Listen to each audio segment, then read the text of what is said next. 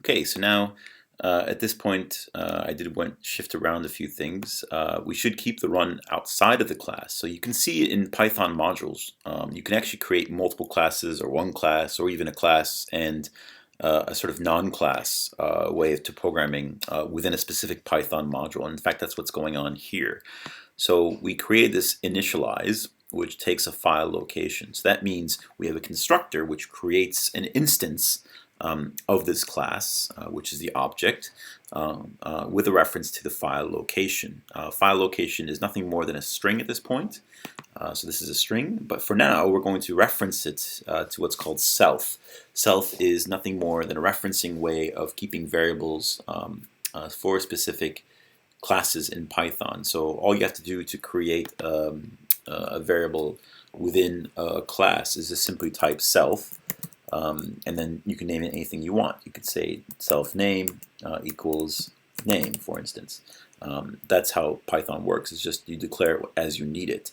But this will allow us to obtain that information, file location in this case, within a specific instance of a class as we need it. So we've initialized a class, an object I should say, with file location, and then now later on we'll be able to call that code as we need it. So that's just a way so you can reference that later on. For now, let's ignore that, but just do this file location so that creates a reference to the file location in your class called load data.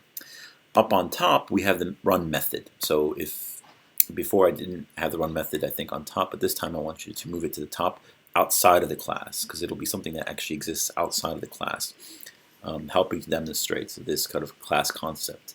So you can see I've created the code to do a lot of what we'll be doing, which is basically loading the data and running the file. So it'll get the pathway just like we did last week, join that pathway to the data file, which is in your data file, and then run that file. But you can see this time, the difference from last week is I'll be creating an instance of the load data class, an object called load data, which will then run the file.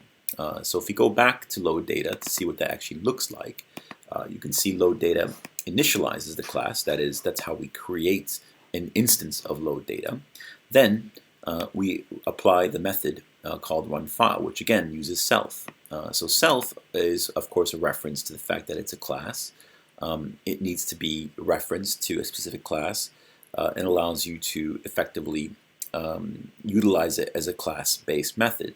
So run file. I'm going to just copy this to make it easier on myself, and then put it to the code that we're creating. Okay, so go ahead and copy it if you want to, or try to type it out if you're trying to learn this as well. That might be useful. So go ahead and put your code underneath the class load data, and you can see now we have a reference to self. So you always have to do this for class methods. So unlike normal methods, which don't have class references, you don't need self, but in this case you need self for each method, and as well as instantiations or constructors that are used in classes. So run file would be the method, and you can see run file effectively is just a method to open a file that uses file location, which we created in the instantiation.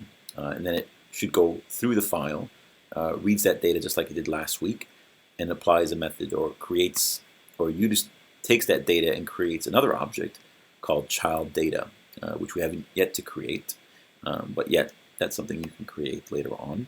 But for now, that's all you need to keep in mind. All of that will be controlled on the outside of the class in this run method, and you can see that load data is created here. And when we run the file, or run rather the method load data, or run file method in load data, we don't have to type self. So that's the big difference. Self is nothing more than the class reference method. But when we actually access it, all we have to do is use a specific object that we've created, load data, and then call the method that we want. In this case, called run file. And you can see if I just hover over it, it tells you what's happening with run file. You can get the comments, and you can see which part of what method is actually being called and what's actually in it by simply hovering over it.